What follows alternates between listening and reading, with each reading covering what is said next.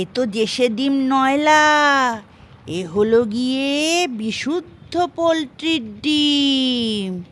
Hello বন্ধুরা, মিতালির রান্নাঘরে আরেকটি নতুন ব্লগে আপনাদের স্বাগত।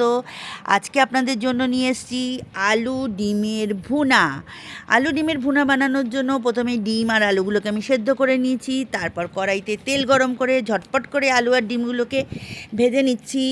আলু আর ডিমগুলো ভাজা হয়ে গেলে বড় বড় চারখানা পেঁয়াজ আমি কুচিয়ে নিচ্ছি।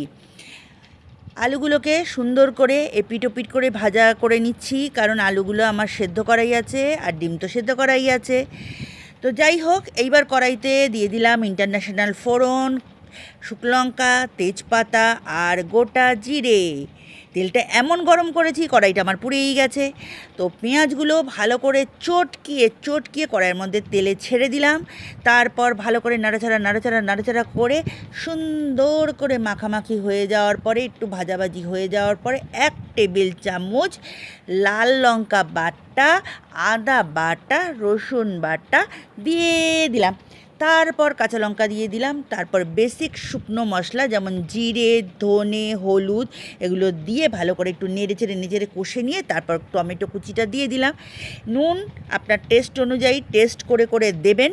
ভালো করে কষে নেবেন নুনটা দেওয়ার পরে মশলাটাকে। তারপরে আলু ডিম এর মধ্যে দিয়ে আবার ভালো করে নাড়াচাড়া করে দেবেন।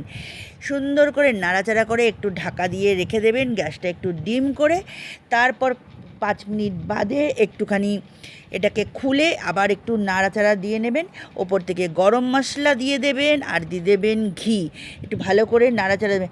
আহারে, কি যে ঘ্রাণ একটা বের হয়েছে, কি বলবো, মনে হচ্ছে এক্ষুনি তুলে খপ্পাত করে একটা খেয়ে ফেলি।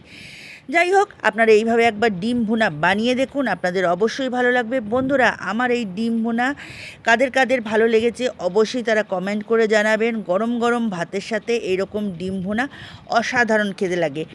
আমার এই রেসিপিটা যদি ভালো লাগে তাহলে লাইক, শেয়ার, কমেন্ট করতে ভুলবেন না। আর আমার এই পুরো ভিডিওটা মনোযোগ সহকারে দেখার জন্য অনেক অনেক ভালোবাসা, ধন্যবাদ। সবাই ভালো থাকবেন, সুস্থ থাকবেন। Thank you.